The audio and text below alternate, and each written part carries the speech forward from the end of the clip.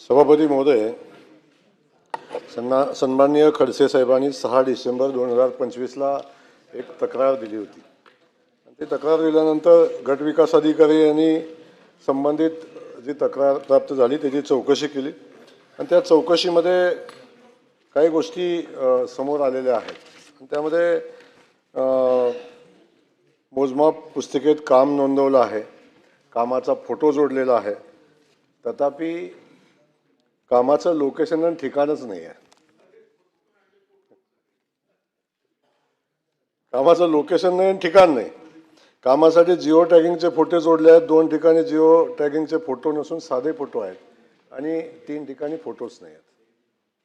तसा विषय गंभीर आहे, कारण अंदाजपत्रक तयार करत असताना कामाचं लोकेशन नसताना कामाच्या मान्यता मिळणं हे गंभीर विषय आहे।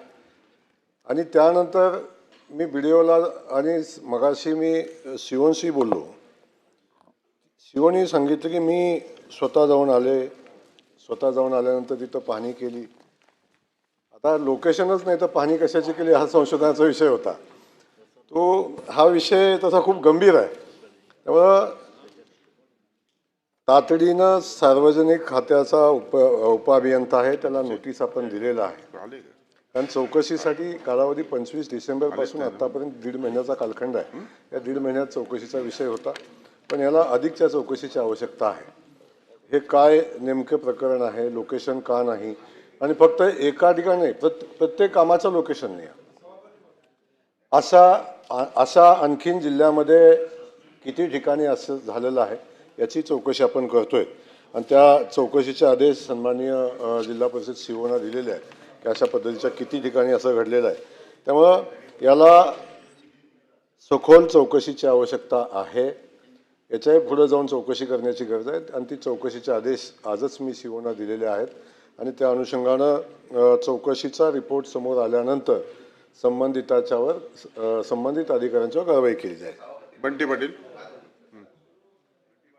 मंत्री स्वतः सांगतायत की विषय गांभीर्याने आहे, 2-3 वेळा त्यांनी उल्लेख केलेला आहे। जे कोणी दोषी आहेत या दोषीवर कारवाई करावी अशा प्रकारची मागणी आहे। चौकशीचा विलंब लागणार, मग ते प्रोसिजर आपल्याला माहिती आहे, आम्हाला पण माहिती आहे, तुम्हाला पण माहिती आहे, ते लांबवत नेतात, अपिलात जातात, सगळं करतात। प्रथमतः ते दोषी आहे ते जर प्राथमिक चौकशीमध्ये आढळले असेल तर त्यांच्यावर ताबडतोब कारवाई करावी आणि नंतर चौकशी अहवाल पूर्ण झाल्यानंतर त्यांच्यावर दोषारोप दाखल करावे।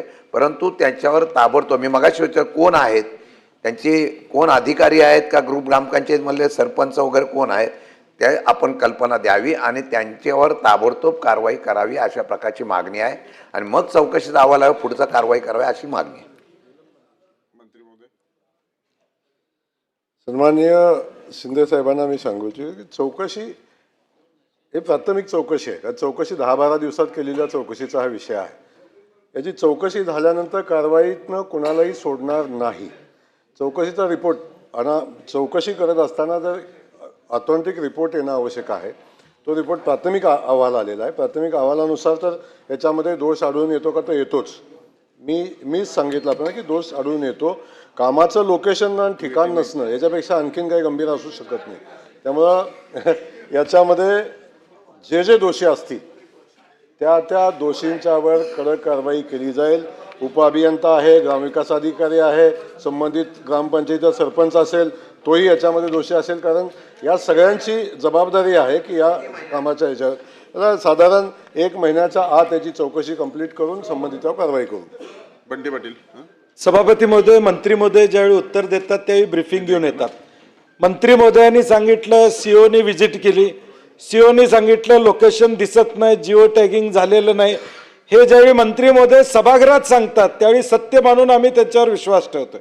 आता मंत्री महोदय स्वतः कबूल करत असतील की ह्या सगळ्या गोष्टी घडलेल्या नाहीत त्या ठिकाणी, मग चौकशी कशाला? तुम्ही निलंबित करा, उद्या दोषी नाही आढळले तर परत घ्या त्यांना कामावर, परंतु तू निलंबनाची कारवाई केली पाहिजे ना। तुम्ही फक्त चौकशी करणार, उद्या त्या चौकशीला मॅटमध्ये जाऊन त्यांनी स्टे घेतला तर ती चौकशी पूर्ण होणार आहे का? ग्रामविकास अधिकारी ज्युनियर जी पण मग तुम्ही कारवाई करा ना। तुम्ही इथं तुम्ही जे कबूल करता इथं, मग एकतर मंत्री महोदयाने सांगावं ते बोलतात ते खोटं बोलतायत, ते बोलतायत ते खोटं बोलतायत हे त्यांनी सांगावं, किंवा ते बोलतायत ते खरं बोलतायत असं आम्ही गृहीत धरतो. आणि जर खरं असेल तर ताबडतोब निलंबन त्या ठिकाणी करा. चौकशीत ते निर्दोष सुटू देत, काही अडचण नाही, परंतु जिओ टॅगिंग न करता कामं मंजूर करण्याचं धाडस आजच्या युगात या ठिकाणी करत असतील तर तुम्ही देखील कसं खपवून घेताय? ते डिपार्टमेंट हे ग्रामविकास खातं मोठं आहे डिपार्टमेंट, मेसेज गेला पाहिजे अशी माझी भूमिका आहे. त्यामुळं मंत्री महोदयाचं उत्तर संपेपर्यंत वेळ वाढवली संपले.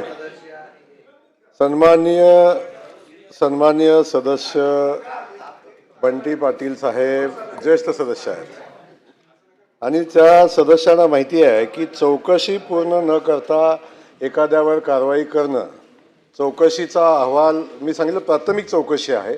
प्राथमिक टप्प्यामध्ये ज्या गोष्टी समोर आल्या त्या सभागृहाच्या निदर्शनास आणून मी दिलेल्या आहेत.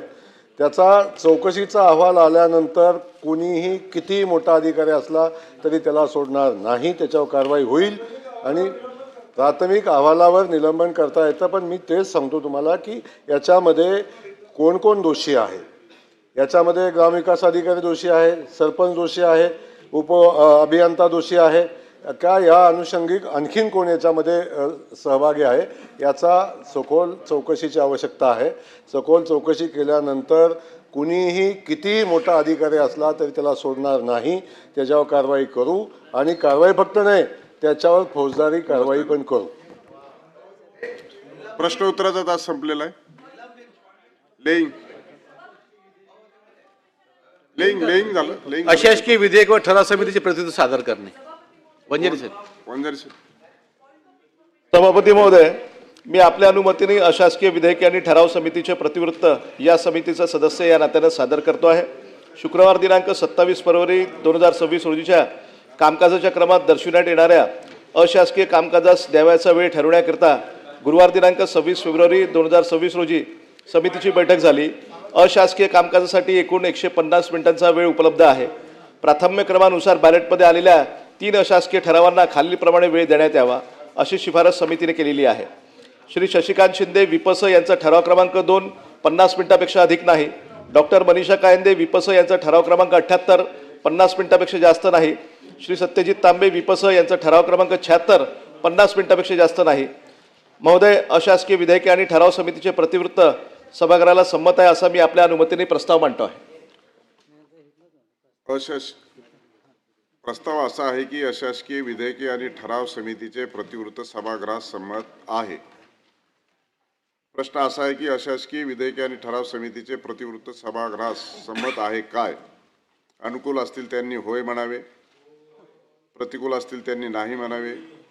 होयचे बहुमत, प्रतिवृत्त संमत झाले. मी एक घोषणा करतोय पहिल्यांदा. माननीय मंत्री महोदय अतुल सावे यांचा आज वाढदिवस आहे. त्यांना सभागृहाच्या वतीने मनपूर्वक अशा शुभेच्छा व्यक्त करूया. आपण वाढदिवस साजरा करत आहे साहेब दादांच्या एक ह्याच्यामुळे. घोषणा आहे.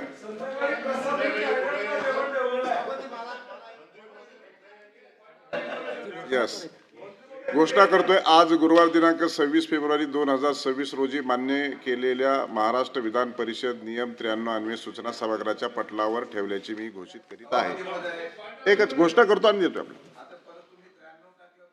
नाही देतो. मराठी भाषा गौरव दिन या कार्यक्रमाच्या आयोजनाबाबत सर्व सन्माननीय सदस्यांना विदित आहेच की दरवर्षी दिनांक 27 फेब्रुवारी हा दिवस मराठी भाषा गौरव दिन म्हणून सर्वत्र साजरा केला जातो. विद्यमान अर्थसंकल्पीय अधिवेशनात मराठी भाषा गौरव दिनाचे औचित्य साधून जावे विनोदाच्या गावा या कार्यक्रमाचे शुक्रवार दिनांक 27 फेब्रुवारी 2026 रोजी सकाळी 10 ते 11:15 या वेळेत मध्यवर्ती सभागृहात आयोजन करण्यात आले आहे. माननीय पीठासीन अधिकारी, माननीय मुख्यमंत्री, दोन्ही माननीय उपमुख्यमंत्री, माननीय संसदीय कार्यमंत्री, माननीय मराठी भाषा मंत्री, मराठी भाषा समितीचे समिती प्रमुख, माननीय मंत्री, माननीय राज्यमंत्री, दोन्ही सभागृहाचे